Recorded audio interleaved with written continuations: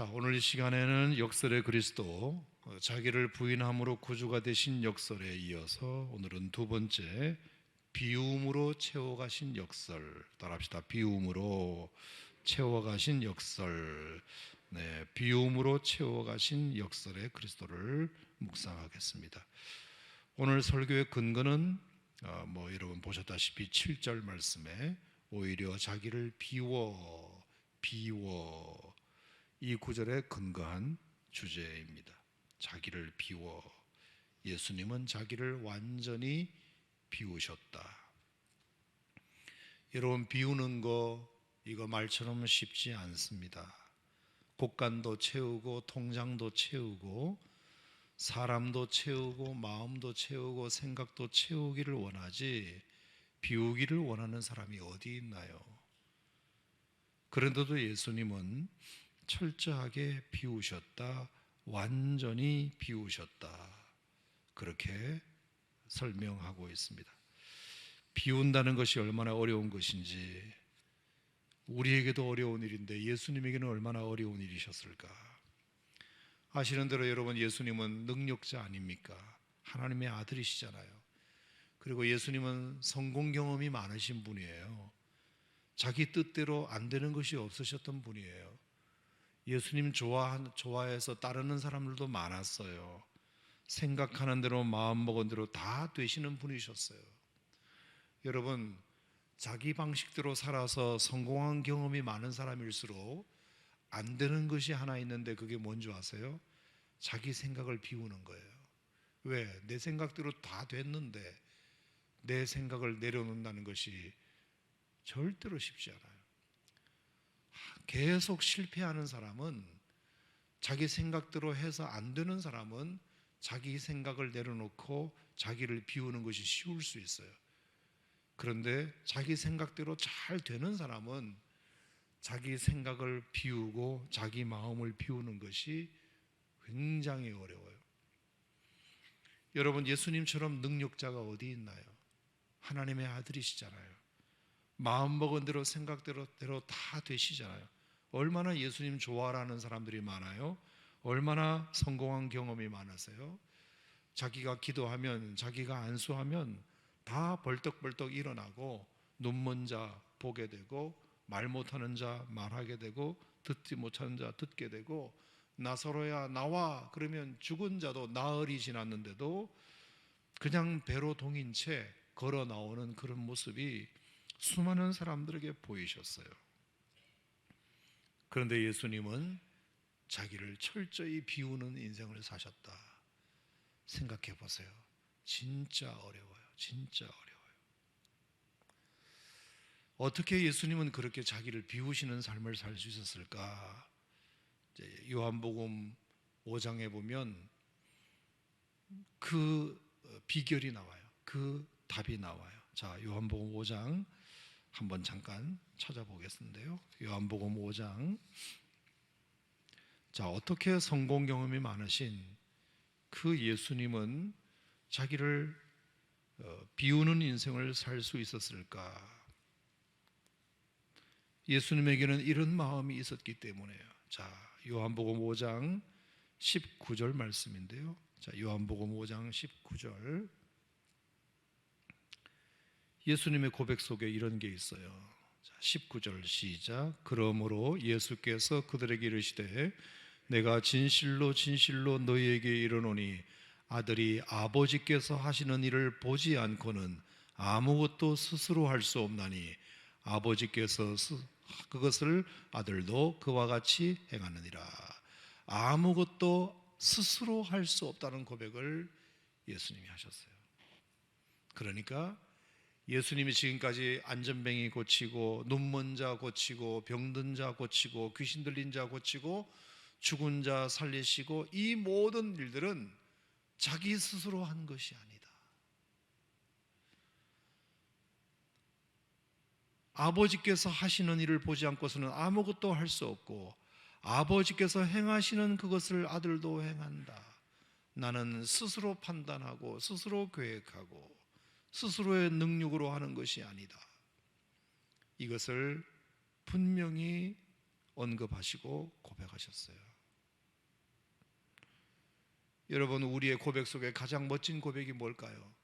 하나님이 하셨습니다. 그 고백이잖아요. 아멘. 내가 아무리 큰 일을 많이 이루었어도, 사업에 성공하고 좋은 직장에 들어가고 뭔가 엄청난 업적을 많이 이루었을지라도, 그때 우리 예수 믿는 사람들이 해야 될 고백은 하나님이 하셨습니다. 하나님의 은혜입니다. 제가 한 것은 아무것도 없습니다. 주님 은혜가 아니면 어떻게 이렇게 될 수 있겠습니까? 이 고백이 그래서 참 중요해요. 이것이 자기를 비우는 굉장히 중요한 작업들이에요. 예수님께서 자기를 비우실 수 있었던 것은 바로 그와 같은 고백들이었어요. 그것을 통해서 자기를 비우고 하나님의 생각으로 계속 채워가는 것이에요. 하나님의 생각으로 계속 채워가는 것이에요. 여러분, 우리가 내 생각을 비우지 않으면 하나님의 생각으로 채울 수 없다는 것은 여러분이 너무나 잘 알고 계시잖아요. 특별히 우리에게도 그런 마음이, 그런 생각들이 있어요. 이 일은 꼭 이렇게만 되어야 돼. 꼭 합격해야 돼. 꼭 성공해야 돼. 내 자식은 이렇게 키워야 돼. 내 인생은 이렇게 펼쳐져야 돼. 물론 우리의 꿈과 관련되어 있기 때문에 자기가 어떤 생각과 계획을 가지고 있는 것이 나쁜 것은 아니에요. 생각도 없이 꿈도 없이 계획도 없이 사는 사람보다는 훨씬 나아요.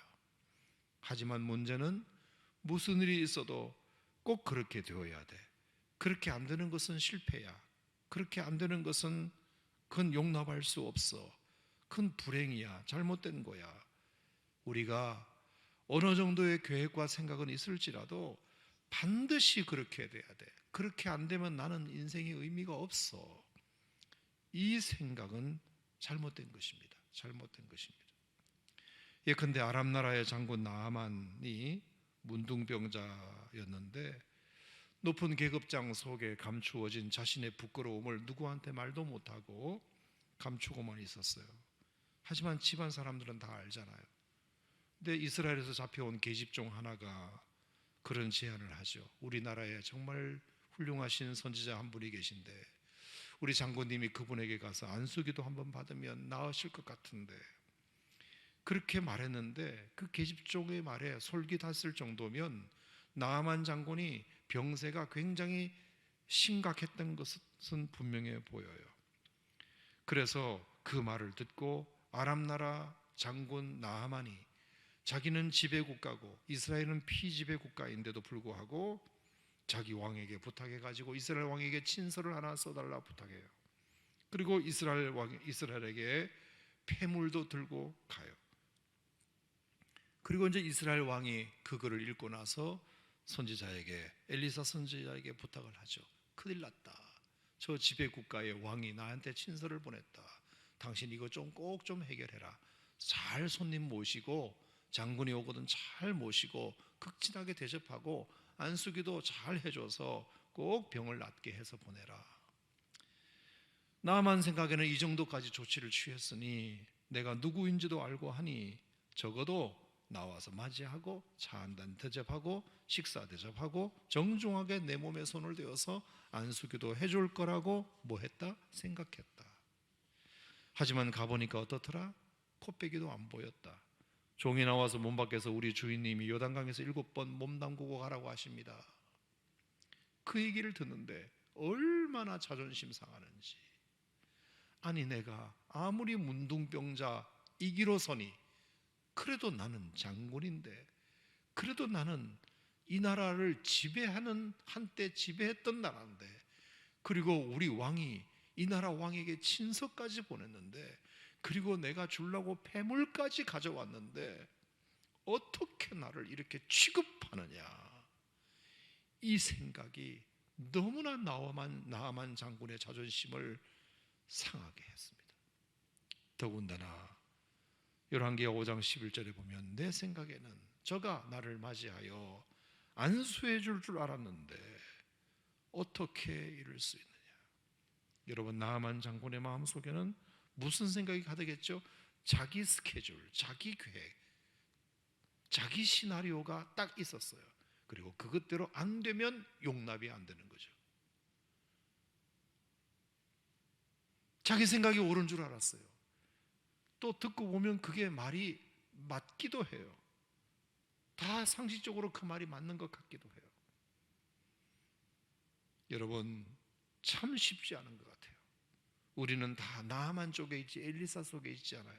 엘리사가 너무했다는 생각이 들지 나하만이 잘못한 것은 없다는 생각이 설교를 전하는 저에게도 있어요. 왜? 너무나 합리적이고 너무나 상식적이잖아요. 아무리 환자라고 이러으니 어떻게 그렇게 문전박대하고 친서까지 보내고 폐물까지 가져오고 내가 그래도 지배국가의 장군이고, 이 생각이 자기를 비워내기가 굉장히 어려워요. 자기를 비워내기가 어려워요. 다행히 똑똑한 신하의 말을 듣고 요단강 7번 기어이 몸을 담고 깨끗하게 되었잖아요. 어린아이의 살결처럼. 여러분, 그때 나아만 장군이 뭘 느끼고 돌아갔을까요?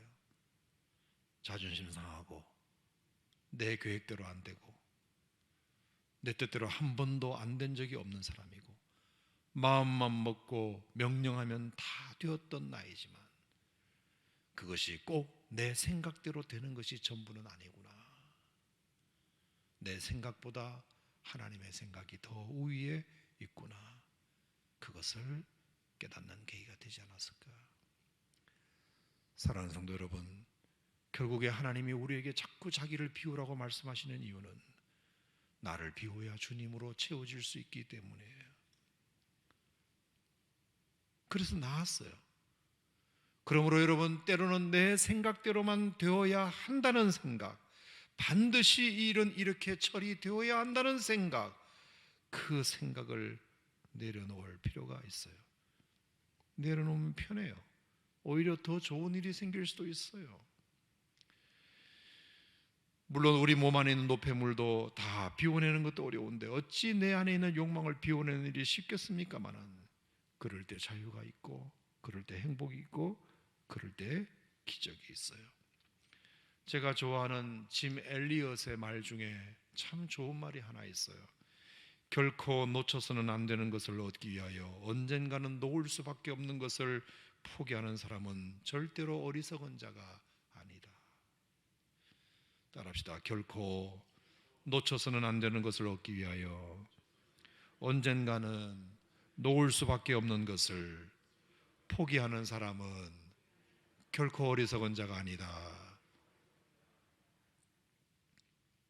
다 외우셨어요? 네. 결코 놓쳐서는 안 되는 것을 얻기 위하여 언젠가는 내려놓을 수밖에 없는 것, 그것을 포기하는 사람은 절대로 어리석은 자가 아니에요.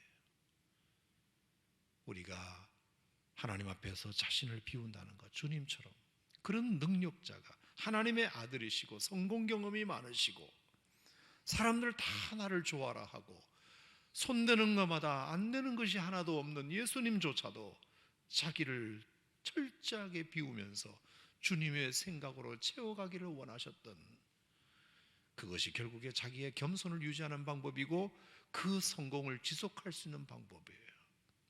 아멘입니까 여러분? 우리도 그렇게 꼭 그렇게 되어야만 한다는 생각, 반드시 내 스케줄대로 되어야 된다는 생각, 나만처럼 그렇게 고집한다고 해서 자신의 문둥병이 낫는 것이 아니다. 그것이 지극히 상식적인 일이라 할지라도, 누가 생각해도 그 말이 맞다 할지라도 때로는 자기를 비우고 내 생각을 내려놓고 주님이 어떻게 하시는지를 우리가 기대하고 바라보면 더 좋은 일이 열릴 수도 있다. 저는 자기를 비우셨다는 주님의 음성을 통해서 먼저 그것을 꼭 말씀드리고 싶어요. 결코 놓쳐서는 안 되는 것을 얻기 위하여 언젠가는 내려놓을 수밖에 없는 것을 내려놓는 사람은 절대로 어리석은 자가 아니다. 두 번째, 자기를 비운다는 이 말은 무슨 말일까? 그것은 이제 우리에게 해당되는 말인데요, 자기를 비운다는 말은 자기를 깨끗하게 한다는 말씀이에요. 정결하게 한다는 말씀이에요. 깨끗하지 않으면 채울 수가 없으니까요. 자, 디모데후서 2장에 보면 어떤 집에는 금그릇과 은그릇과 나무그릇, 질그릇이 있다고 말했죠. 금그릇, 은그릇이라고 해서 무조건 쓰이고 질그릇이라고 해서 안 쓰이는 것은 아니다. 주인은 두 가지를 보고 그릇을 쓴다. 하나는 쓰기에 합당하냐, 용도에 합당하냐, 용도가 맞아야 쓴다. 두 번째는 깨끗해야 한다. 아무리 금그릇, 은그릇이라도 깨끗하지 않은 걸 어떻게 쓰냐? 쓸만한 빈 그릇이 되려면 깨끗해야 한다 말했습니다. 자기를 비운다는 것은 자기를 깨끗하게 한다는 뜻이에요. 여러분, 그게 뭘까요? 그게 회개죠. 내 잘못을 아는 거죠. 인정하는 거죠. 고백하는 거죠. 용서를 구하는 거죠. 그러면 그릇은 깨끗하게 돼요. 하나님이 왜 사울을 버리고 다윗을 썼다? 어떤 면에서는 여러분, 사울보다 다윗이 훨씬 더 큰 잘못을 저질렀잖아요. 물론 사울도 잘한 건 없어요. 불순종했어요. 사무엘 선지자가 오기 전에 자기가 제사를 집전했어요. 전리품을 취하지 말라고 했는데 좋은 건 취해 왔어요. 승전 기념비까지 세웠어요. 자기 업적을 자랑했어요. 사울도 자랑한 건 없어요. 하지만 다윗에 비해서는 사울의 잘못은 약해요. 다윗은 성적인 죄를 지었어요. 우리야 장군을 살인교사했어요. 아무리 그 시절에 왕권이 천하를 휘두를 왕권이어서 여인 한 사람 취하는 것은, 부인 한 사람 죽게 하는 것은 절대 왕권을 가진 자로서는 얼마든지 가능했다 손치더라도, 하지만 잘못은 잘못이에요. 더더군다나 지금의 기준으로 보면 사울보다 다윗이 훨씬 더 큰 죄인이에요. 그런데도 왜 사울은 폐위되고 다윗은 쓰임받았는가? 사무엘상 15장에 보면 사울의 회개가 나와요. 사울의 회개가 나오는데 그 사울의 회개의 마지막 회개가 여러분 뭐였는지 아세요? 사울의 회개는 이렇게 얘기했어요. 내가 범죄하였을지라도 이제 청하옵나니 내 백성의 장로들 앞과 이스라엘 앞에서 나를 높이사.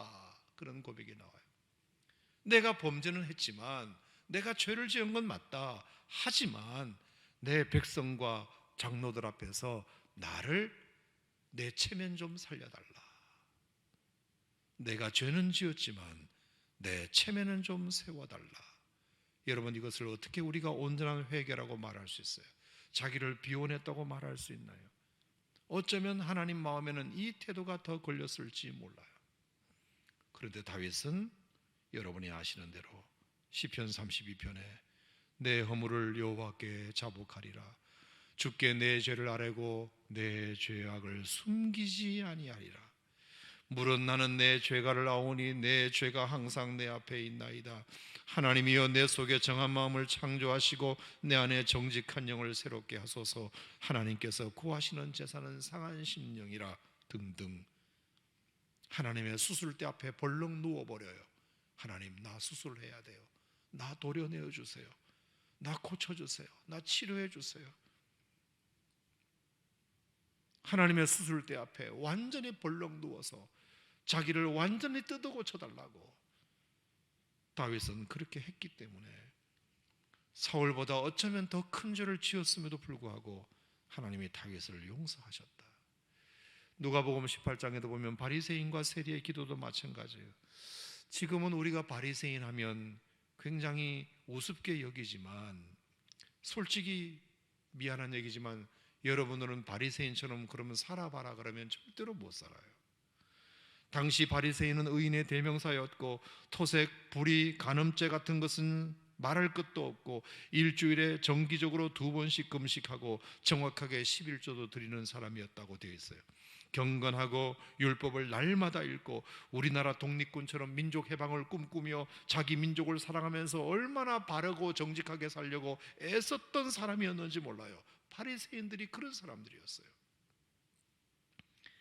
하지만 세리는 정말로 나쁜 사람들이었어요.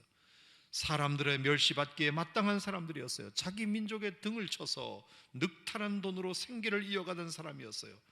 부정축제의 대명사예요. 안 그래도 어려운 자기 민족을 더 어렵게 만든 사람들이었어요. 그런데 예수님은 도대체 무슨 기준에 의하여 바리새인보다 세리가 더 의롭다고 말했을까요? 그것은 누가복음 18장에 바리새인과 세리의 기도의 차이 때문이었어요. 바리새인은 이렇게 기도했답니다. 서서 따로 기도하여 이르되 하나님이여, 나는 다른 사람들 즉 토색, 불이 간음하는 자들과 같지 아니하고 저 세리와도 같지 않음을 감사하나이다, 이렇게 얘기했어요. 어쩌면 어떻게 보면 감사기도 같지만 거기에는 회개가 없어요. 자기 자랑이 있어요. 기도 시간마저도 자기 자랑을 늘어놓는 시간이었어요. 하지만 세리는 뭐라고 기도했느냐? 멀리 서서 감히 눈을 들어 하늘을 쳐다보지도 못하고 다만 가슴을 치며 하나님이여 나를 불쌍히 여기소서 나는 죄인으로소이다. 처음부터 끝까지 회개 기도를 하나님 앞에 드려요. 여러분, 그게 뭐죠? 비우는 거죠. 자기를 정결하게, 자기를 깨끗하게, 회개를 통해서 자기를 깨끗하게. 여러분, 아무리 강조해도 신앙생활에 지나치지 않는 것이 있다면 회개예요. 장미꽃잎이 진이겨질 때 진한 향기를 내듯이, 애벌레가 스스로 생명을 포기하고 번데기에 갇힐 때 나비가 되듯이, 오직 죽음만이 생명을 부르고 오직 수술만이 치료되는 방법이며 오직 내려가는 길만이 올라가는 방법이며 오직 깨어지는 것만이 접합되는 방법이며 오직 통회하고 자복해야만 참된 기쁨이 찾아오며 오직 내려놓을 때만, 오직 비울 때만 얻을 수 있고 채울 수 있기 때문이에요. 회개해야 하나님의 은혜가 부어져요. 하나님과 막힌 것이 있으면 설교를 들어도요, 그게 은혜가 안 돼요. 예전 같은 그런 은혜가 없어요. 그냥 들리는 것만 들려요. 참 옳은 소리 하시네, 이 정도에서 끝나요. 정말 그 말씀이 내 마음속에 신비에 새겨지기 원하면, 내 그릇이 깨끗하게 준비되지 않으면, 하나님과 막힌 것이 없어야 기도를 해도 하나님 앞에 자신 있게 기도할 수 있고, 말씀을 들어도 그것이 100% 나한테 와닿아요. 회개하면 부끄러울 수는 있어요. 동굴을 가로막고 있던 커다란 바위가 치워지고 환한 빗줄기가 쏟아져 들어오면 온갖 벌레와 곤충들이 일시적으로 날아와서 귀찮게 할 수도 있어요. 하지만 그것은 광명의 세상으로 나아가기 위한 일시적 현상인 뿐이에요. 회개 수술대에 누우면 무서울 수도 있어요. 이러다가 죽는 것 아닌가, 수술 받다가 죽는 것 아닌가, 걱정하지 마세요. 우리의 영혼의 치료자이신 예수님은 위대한 의사이시니 반드시 도려내야만 하는 돌 같은 마음은 정확히 도려내고 반드시 채워져야 할 그런 마음의 살처럼 부드러운 마음을 완벽하게 채우실 줄로 믿습니다. 주님을 믿으시고 오늘 이 시간 자기를 비워 하나님으로 채우신 그 예수님을 오늘 우리 마음에 영접하고, 비운다는 것은 내 생각을 내려놓는 것이구나, 꼭 그렇게 되어야만 한다는 생각, 내 생각이 100% 옳은 것이 아니기 때문에 사람들은 꿈을 가지고 올 수 있고 비전을 가질 수는 있지만 하나님께서 꺾으시고 하나님께서 돌이키시고 하나님께서 턴하게 하시면 그 하나님의 턴하심에 또 순종해 나가는 그런 하나님의 백성들이 되는 것이 예수님이 오늘 우리에게 보여주신 역설의 영성이다. 뿐만 아니라 오늘 우리가 나를 회개하고 돌이킬 때 나를 깨끗하고 정결하게 하는 것, 그것이 자기를 비우는 것이고, 그럴 때 주님의 은혜로 충만하게 채워질 수 있다. 비움으로 채우는 영성, 그것이 오늘 여러분들에게 여러분의 삶에 도전되고 교훈되시기를 축복합니다. 우리 찬송가 하나 하겠는데요. 귀하신 주여 날 붙드사 주께로 날마다 더 가까이, 저 하늘나라 나 올라가 구주의 품 안에 늘 안겨 영생의 복 받기 원합니다. 우리 찬양하겠습니다.